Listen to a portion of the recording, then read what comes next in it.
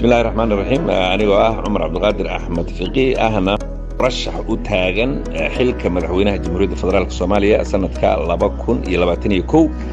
waxaan jeclahay dadweynaha Soomaaliyeed inaan la wadaago arrimaha aan isleeyahay waxay ku yihiin caqabad dawladnimada Soomaaliya oo ay tahay muhiim maamulka soo socda inuu wax ka qabto oo aan jeclahay haddii aan xilkaas ku guuleysto in ilaahay ku guuleeyo aan wax ka qabto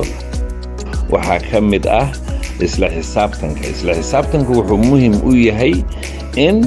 dadka mas'uuliyadaha haya waajibkooda ay gutaan xilalka loo dhibay ay lagula xisaabtamo hantida dadweynaha la ilaaliyo musuqmaasuqa laga hortago hantida iyo mas'uuliyaadka waajibka ah ee dadka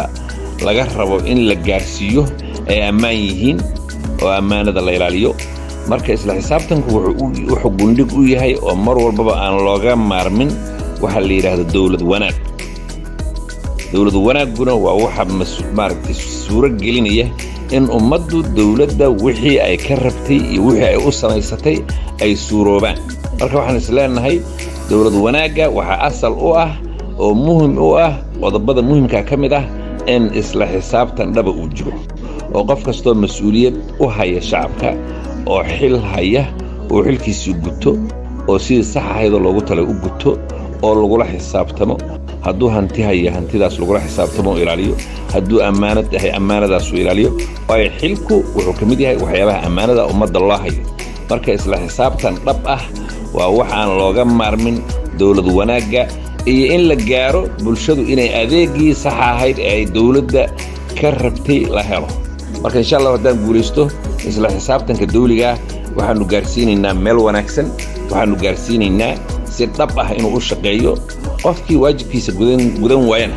oo la xisaabtamo oo ama shaqada uu waayo ama xilka uu waayo ama se hadduu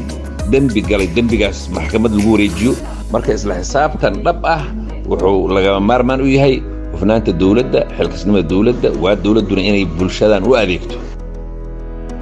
marka insha Allah arrintaasna waa arrin muhiim ah oo aan rabno qorshaheena dawliga mustaqbalka haddaan ku guuleysano hoggaanka dalka inaan si dhab ah wax uga qabanno. Assalaamu calaykum waraxmatullaahi wabarakaatuh.